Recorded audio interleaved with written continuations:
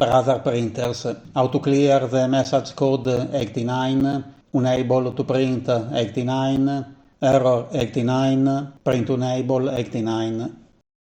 To begin, if you are lucky, it could be a paper setting problem. Check the settings of the paper. If not, the browser technical manual says the paper with sensor could not detect the home position specified on the paper feed roller. What does it mean, all that? This is the paper with sensor. It should be somewhere here, near the exit of the paper, near the fusers. Clean the sensor with a cotton swab. There may be dust causing the sensor to detect the presence of a sheet or a wrong position or size of the sheet. You can also use compressed air and blow out the area around the paper sensor. This is the paper sensor board.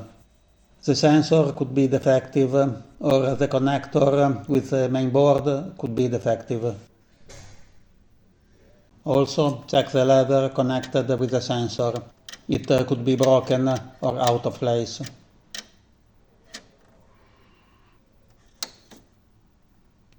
Remove the side panel.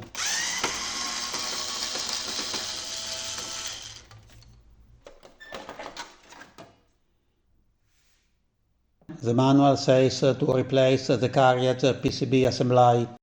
It is this one.